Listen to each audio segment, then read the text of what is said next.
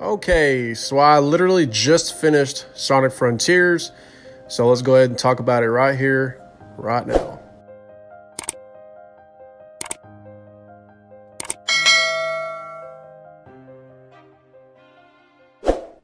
So, Sonic Frontiers, where do I even begin? How about we go all the way back to about a year ago when we got this launch trailer. And then a couple months go by and then we get this one. Those were cool. Still had us pretty skeptical, but they were cool. And then a little bit after these, songs from the soundtrack started releasing one by one. I don't actually really remember which one was the first song that got released. I don't know if it was I'm Here or Vandalize. But either way, both of them were pretty cool. Now at that point, I don't know about any of y'all, but I was still kinda, I don't know. But since I've actually played through the entire game, let me just say this. Sonic Frontiers is absolutely the best 3D Sonic game we have ever gotten. Now yes, granted, Sonic Generations was amazing, and Sonic Unleashed has always been my favorite. Frontiers surpassed all of my expectations and surprised the hell out of me. Really quick, before we get further into this video, I just want to say that there are going to be spoilers in this video, so if you don't want it to be spoiled for you, if you haven't finished the game yet, go ahead and click right on out of this video. No hard feelings. Now with that being said, let's go ahead and jump right on into it. First off, the story. I'm pretty sure most of y'all are aware that Ian Flynn was the writer for this game, and when I found that out, I almost lost my shit. Now, for those of you who don't know who Ian Flynn has been writing the Sonic comics for 15 years, and they're all well written, so I expected this game to be well written as well, and it certainly is. Personally, Sonic Unleashed is my favorite game. The story of it was pretty good. Frontiers is so good that I would literally put it, as far as story goes, I would put it up there neck and neck with Unleashed. I know I say this a lot, but just bear with me.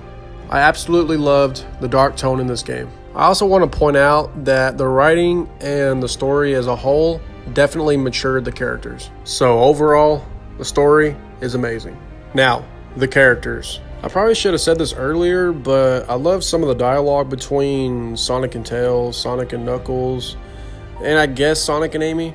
There's this one scene where Sonic and Tails kind of had a brother moment, or serious moment, whatever you want to call it. Sonic, am I a burden to you? Wow, and how did you come to this well-thought-out concern? See, since when do you ever hear Sonic characters speak to each other like this? The development of the characters are spot on. And then there's another moment between Sonic and Knuckles. It's kind of weird because they don't even really speak to each other, at first at least. And what hit me was Sonic's expression on his face. Like his facial expression right here kind of says like he's upset because of what his friends are having to deal with. I thought, wow, that's beautiful. Now, what about Amy's character? Let me just be brutally honest right now. I have never liked Amy's character, ever. But with Frontiers, I really think that this is the best I've ever seen Amy. Instead of lusting over Sonic and chasing him around, she actually was serious and actually showed some effort on trying to help Sonic out. So yeah, they definitely redeemed her character. Okay, now what about the mascot of Sega? What about his character? I can't even begin to tell you how much he matured in this game. I think what I admired the most is that every time that he would save one of his friends, the negative energy would corrupt him and he would seem to be exhausted, out of breath, and honestly on the verge of wanting to give up. Like, ask yourself, when have we ever seen Sonic look like this? I sure don't remember any time that we've seen him like that. So I absolutely love the change of pace. What about Sage's character? You would think that she's the main antagonist of this game, but I personally would not call her that. I loved how she blossomed throughout the game from beginning to end. At the very beginning, she clearly did not like Sonic at all. As you progress in the game, she starts to take notice on what kind of person Sonic is and will slowly start to come around. And then by the end, she becomes an ally. I also want to point out that her bond with Robotnik kind of shocked me a little bit. They ended up building this father and daughter bond, and I was like, wow, that is crazy. Like, look, check these out. Furthermore, my name holds no meaning. Well, sure it does. Eggman named you that for a reason. That means you're important to him. You think he cares about me? Well, sure. In his own way. I know what I must do. I must leave you. I understand. Go. Fulfill your function.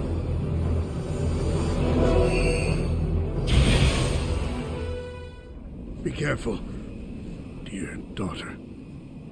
Golly, I honestly think that's probably my favorite part of the entire game when it comes to the characters, because it's so refreshing to see Robotnik actually have feelings instead of just beating Sonic all the time. Like that one scene where Sage, I guess, sacrificed herself, and then seeing Robotnik standing at a cliff watching all the debris fall from space literally had me in tears. This is literally the only time I felt bad for Robotnik. And mind you, this is a guy who blew up the moon back in Sonic Adventure 2. And here I am feeling bad for him. Okay, let's talk about cyberspace. Oh boy. I did not enjoy cyberspace at all. Every last one of these levels are just shortened Sonic Generations levels. And the fact that Sonic was slow as hell in these levels irritated me even more. I mean, I know boosting isn't the main focus here, but come on now. The main focus of these cyberspace levels are to collect all red star rings, collect a certain amount of rings, and beat the level within a certain amount of time. And if you do this, you will be rewarded vault keys, which will lead you straight to the Chaos Emeralds. What's pretty cool about this is that you really don't have to do cyberspace in order to beat the game. But where's the fun in that? Nothing much else to say. I strongly dislike cyberspace. The music. The music in Sonic Frontiers is absolutely phenomenal. Each of the islands have their own theme, and every one of them has this slow, mysterious, yet enjoyable melody. Here are some examples.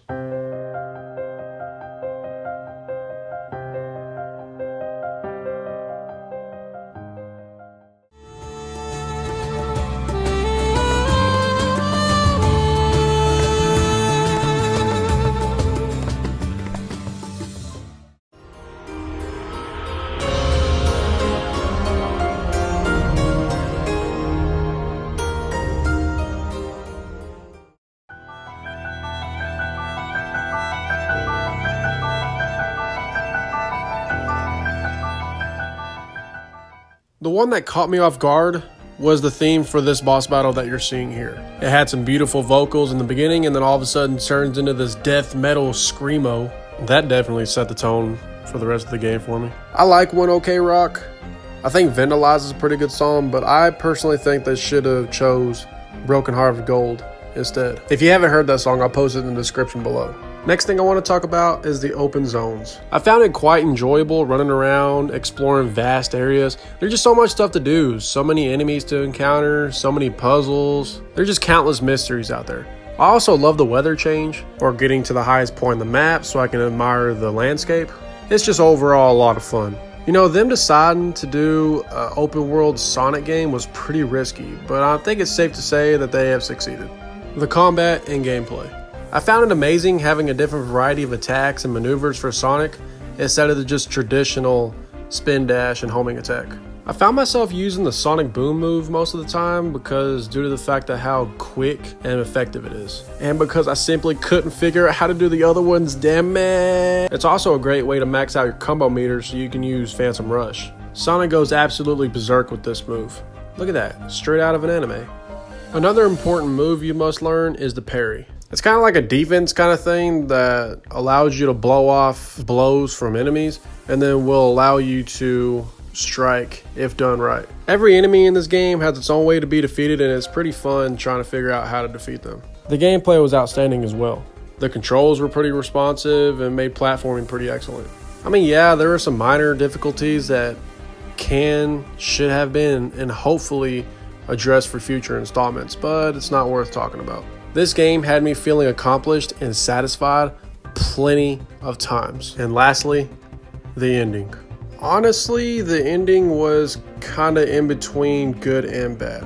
I still enjoyed the final Titan fight, even though there was really no challenge to him at all. I'm not exactly sure what I did wrong, but I never encountered that giant planet. Can someone tell me why? I don't understand. And the final cutscene kinda had me feeling lost, but satisfied at the same time. I mean, I guess I was kind of expecting some intimidating final boss, but no, I mean, it's okay though, I guess. But in conclusion, I love the hell out of this game. It makes my heart beyond happy that we finally have a good Sonic game for once. Sega and Sonic Team definitely took a big risk with this Breath of the Wild style gameplay, and fortunately and surprisingly, it works. Frontiers definitely revived Sonic as a video game character and putting him back on the map. And overall, I give Sonic Frontiers a 9 out of 10. So here are my questions. What would y'all rate it? What do y'all like about it? And what do y'all dislike about it? Go ahead and let me know in the comments below because I would really love to know. Well, that's going to wrap this video up for today. I hope y'all enjoyed it. Y'all stay safe and be great. And we are officially out.